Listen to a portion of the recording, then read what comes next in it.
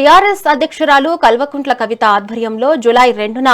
ఉప్పల్ భగయాత్లో ఉద్యమకారుల భూపోరాటం నిర్వహించనున్నారు. ఇందులో భాగంగా మేడిపల్లి చెంగిచెర్లలో రాష్ట్ర నాయకుడు గొరిఘే నరసింహ కురుమ ఆధ్వర్యంలో జెండా ఆవిష్కరించారు. ఉద్యమకారులకు ప్రభుత్వం ఇచ్చిన హామీలు నెరవేర్చే వరకు టీఆర్ఎస్ పార్టీ అండగా ఉంటుందన్నారు. అర్హులైన ప్రతి ఉద్యమకారునికి 250 గజాల స్థలం, గుర్తింపు కార్డులు, పెన్షన్లు ఇచ్చేదాకా పోరాటం ఆగదని హెచ్చరించారు. జూలై 2న జరిగే భూపోరాట కార్యక్రమానికి అన్ని పార్టీల ఉద్యమకారులు తరలిరావాలని పిలుపునిచ్చారు.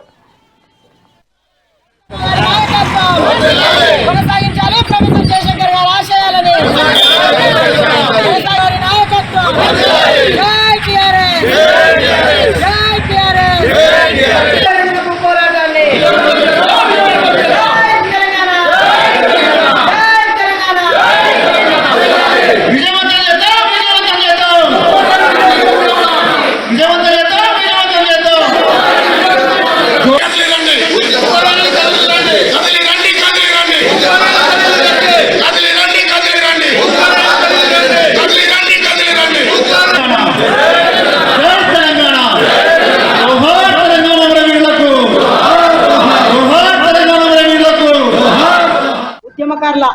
సమావేశం ఏర్పాటు చేసిన ఏదైతే 12 సంవత్సరాలు తెచ్చుకున్న తెలంగాణలో ఉద్యమకారులను వాడుకొని వదిలే ఓటు బ్యాంకింగ్ గా మాత్రమే ఉపయోగించుకొని అనేక మంది విద్యార్థులు కానీ బలిదానాలు చేసుకున్నా కూడా రాష్ట్రం తెచ్చుకుంటే మనం బాగుపడతాం అన్నాక కూడా బీఆర్ఎస్ ప్రభుత్వంలో ఉద్యమకారులను పక్కకు పెట్టిన ఉన్నారు. దాని తర్వాత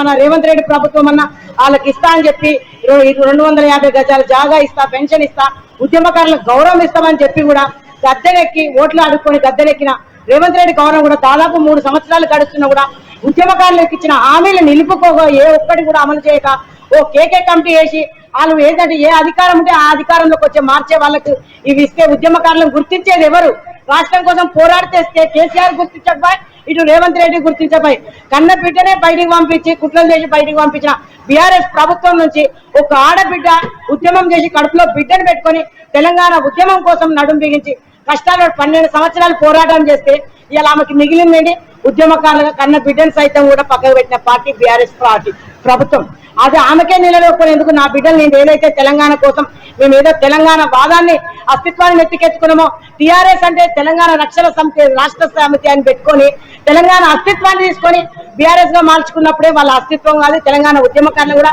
మరిచిన మైనం వాళ్ళది ఉంది. అందుకనే కవితగా భగవంతుడే ఆమెకు అండగా నిలిచి తెలంగాణ రక్షణ సేన మేము 5 పేర్లు పెట్టుకున్నా కూడా తెలంగాణ రక్షణ సేనాన్ని పెట్టుకొని రక్షణ సేన పార్టీ ఏర్పాటు చేసుకొని అందులో ముఖ్యంగా ఉద్యమకారులకు, అమరవీరుల కుటుంబాలకు జనంబాట కార్యక్రమంలో శ్రీకారం చుట్టి అందరికీ క్షమాపణ చెప్పి మా పార్టీ తరఫు నేను కూడా 12 ఏళ్ళు నాకు కూడా భాగస్వామ్యం ఉంది కదా అని క్షమాపణ చెప్పి అక్క ఉద్యమకారులను, అమరవీరుల కుటుంబాలను ఆదుకుంటా అని చెప్పి పేద మధ్య తరగతి వాళ్ళకు విద్య కూడా అందరినీ దాచి ప్రతి ఒక్కరికి అండగా మా తెలంగాణ రక్షణ సేన ఉంటుందని. జూలై 2న జరగబోయే భూ పోరాటానికి మద్దతుగా ఉద్యమకారులందరినీ ఐక్యం చేస్తూ చెంగిచెర్ల డివిజన్లో ప్రెస్ మీట్ ఏర్పాటు చేయడం జరిగింది. ఈ ప్రెస్ మీట్ ఇచ్చేసిన రాష్ట్ర బాధ్యులు నరేష్ అన్న గారికి, అదేవిధంగా గోప్ సదానంద అన్న గారికి, లలితక్క గారికి, గణేష్ అన్న గారికి, వచ్చిన ఉద్యమకారులందరికీ పేరు పేరున నమస్కారాలు తెలియజేస్తూ, ముఖ్యంగా 10 సంవత్సరాలు తెలంగాణ కోసం కొట్లాడి మరో 10 సంవత్సరాలు ఈ కేసీఆర్ హయాంలో న్యాయం జరుగుతుందని ఎదురు చూసిన తరుణంలో అప్పుడు ఈ దసరా బుల్లోడు వచ్చి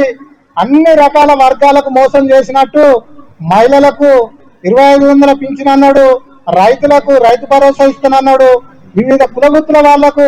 డైరెక్ట్ గా బ్యాంక్ ఖాతాల్లో అమౌంట్ జమ చేస్తానని చెప్పిండు. మన ఉద్యమకారులకు 250 గజాల ఇంటి స్థలంతో పాటు 20,000 గౌరవ వేతనం ఇస్తానని ఇలాంటి కళ్ళబొల్లి మాటలు చెప్పి గద్దెనెక్కిన ఈ రేవంత్ రెడ్డి ఈ రోజు కాలయాపన పేరుతో కమిటీలు వేస్తూ ఈ రోజు సగం పీరియడ్ ఆల్రెడీ అయిపోయింది. ఇప్పటికైనా సోయి తెచ్చుకొని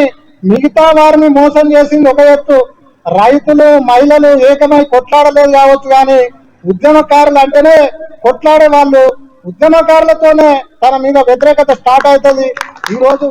జూలై 2న జరగబోయే భూ పోరాటానికి మద్దతుగా ఉద్యమకారులందరినీ ఐక్యం చేస్తూ చెంగిచెర్ల డివిజన్లో